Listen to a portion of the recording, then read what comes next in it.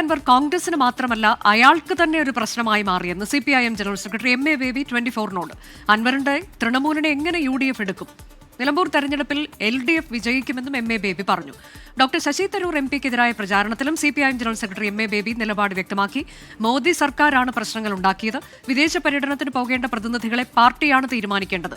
സ്വന്തം നിലയ്ക്ക് പ്രതിനിധികളെ നിശ്ചയിച്ച കേന്ദ്ര സർക്കാരിന്റെ നടപടി ശരിയല്ലെന്നും MA ബേബി 24നോട് പറഞ്ഞു. കോഴിക്കോട്ട് നിന്ന് ദീപക് ധർമ്മടം തയ്യാറാക്കിയ റിപ്പോർട്ട്. Very good morning.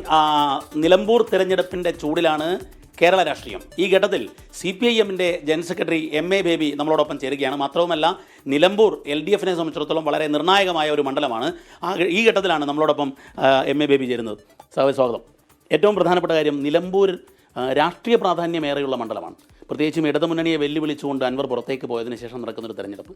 എങ്ങനെയാണ് നിലമ്പൂരിലെ സാഹചര്യത്തെ കാണുന്നത്?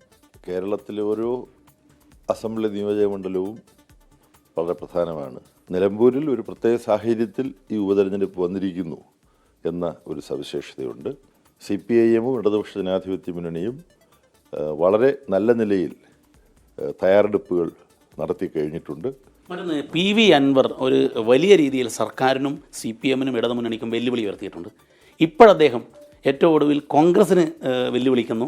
അല്ലെങ്കിൽ UDFൽ ചേർത്തില്ലെങ്കിൽ തൃണമൂൽ കോൺഗ്രസ് സ്ഥാനാർത്ഥിയായി മത്സരിക്കുമെന്ന് അദ്ദേഹം പറയുന്ന ഒരു സാഹചര്യമാണ് ഇപ്പോഴുണ്ടായിരിക്കുന്നത്. ഇതിനെ എങ്ങനെയാണ് കാണുന്നത്? മാന്യ സുഹൃത്ത് ശ്രീ അൻവർ എങ്ങനെയാണ് ഇടതുപക്ഷ ജനാധിപത്യ മുന്നണിയുമായിട്ടുള്ള ബന്ധം ഉപേക്ഷിച്ചതിന് ശേഷം പെരുമാറിക്കൊണ്ടിരിക്കുന്നത് എന്നുള്ളത് നമ്മളെല്ലാം കണ്ടുകൊണ്ടിരിക്കുകയാണ്. അദ്ദേഹം UDFൽ ചേരും എന്ന് കേട്ടു. പല പാർട്ടികളിലും ചേരാൻ വേണ്ടി അദ്ദേഹം ശ്രമിക്കുന്നതിനെക്കുറിച്ച് മാധ്യമങ്ങൾ വാർത്ത പുറത്തുവിട്ടു. അത് എത്രത്തോളം ശരിയാണെന്ന് എനിക്കറിഞ്ഞുകൂടാ. എന്തായാലും തൃണമൂലിലാണ് അദ്ദേഹം ഇപ്പോൾ ഉള്ളതായി അറിയുന്നത്. തൃണമൂൽ UDFൻ്റെ ഭാഗമല്ല. അപ്പോൾ എങ്ങനെയാണ് ശ്രീ അൻവറും UDFും സഹകരിക്കുക എന്നുള്ളത് അറിഞ്ഞുകൂടാ. അദ്ദേഹം ബന്ധപ്പെടുന്ന പാർട്ടികൾക്കെല്ലാം ഇപ്പോൾ പ്രശ്നങ്ങൾ ഉണ്ടായിക്കൊണ്ടിരിക്കുകയാണ്. ഒരുപക്ഷെ ശ്രീ അൻവർ അദ്ദേഹത്തിന് തന്നെ ഒരു പ്രശ്നമായി മാറിയിട്ടുണ്ട് എന്നാണ് എനിക്ക് തോന്നുന്നത്. ദേശീയ രാഷ്ട്രീയത്തിലെ ഒരു ചോദ്യമാണ്. ശശി തരൂർ ഈ സിന്ദൂർ വിശദീകരിക്കാൻ പോകുന്നതിൻ്റെ പേരിൽ ഇപ്പോൾ കോൺഗ്രസിൻ്റെ ആക്രമണം നേരിട്ടുകൊണ്ടിരിക്കുകയാണ് പല ഘട്ടങ്ങളിലായി. അങ്ങ് ദേശീയ രാഷ്ട്രീയം, ഈ സർവ്വദേശീയ കാര്യങ്ങൾ കൃത്യമായി നോക്കുന്ന ഒരാളാണ്. ഇതിനെ എങ്ങനെയാണ് അങ്ങ് കാണുന്നത്? ശശി തരൂർ ഇതിൻ്റെ പേരിൽ വേട്ടയാടപ്പെടേണ്ടതുണ്ടോ? മാത്രവുമല്ല, ജോൺ ബ്രിട്ടാസ് ഉൾപ്പെടെയുള്ള ഇടതുപക്ഷത്തു നിന്നുള്ളവർ പോകുന്നുണ്ട്. പക്ഷേ അവർക്കാർക്കും നേരിടേണ്ടി വരാത്ത രീതിയിലുള്ള ആക്രമണം നേരിടുന്നു. അതിൽ ഒന്നാമതായി ഈ വിഷയം BJP ഗവൺമെൻറ്, നരേന്ദ്രമോദി ഗവൺമെൻറ് കൈകാര്യം ചെയ്തതിൽ വലിയ അപാകതകളുണ്ടെന്നുള്ള വിമർശനമാണ് CPIMന് ഒന്നാമതുള്ളത്. ഇതിൽ വലിയ വീഴ്ച BJPയുടെ ഭാഗത്തു നിന്നുണ്ടായിട്ടുണ്ട്. അവർക്കൊരു പാർട്ടിയോട് സൂചിപ്പിക്കാം, ഇന്ന ആളുകൾക്കാണ് ഞങ്ങൾ മുൻഗണന കൊടുക്കുന്നത് പല കാരണങ്ങൾ കൊണ്ടും, നിങ്ങളും അതിനോട് യോജിക്കുന്നുണ്ടോ? ഈ ഒരു ജനാധിപത്യ സമീപനം മോഡി ഗവൺമെൻറ്റിൻ്റെ ഭാഗത്തു നിന്നുണ്ടായില്ല.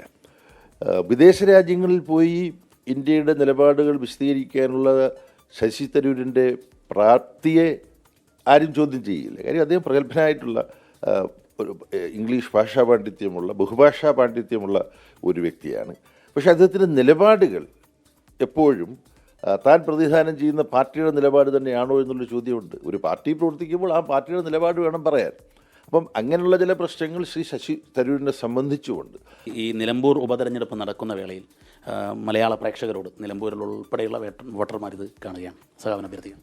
പിണറായി വിജയൻ ഗവൺമെൻറ്റിന്, കേരളത്തിലെ LDF ഗവൺമെൻറ്റിന് കേരളത്തിലെ ജനങ്ങൾ ഹൃദയം കൊണ്ട് നൽകുന്ന അംഗീകാരം ആവർത്തിക്കുന്ന ഒരു പ്രഖ്യാപനമായി LDF സ്ഥാനാർത്ഥിയുടെ വിജയത്തിൽ നിലമ്പൂർ ഉപതെരഞ്ഞെടുപ്പ് കലാശിക്കണം എന്നാണ് ഞാൻ ആഗ്രഹിക്കുന്നത്.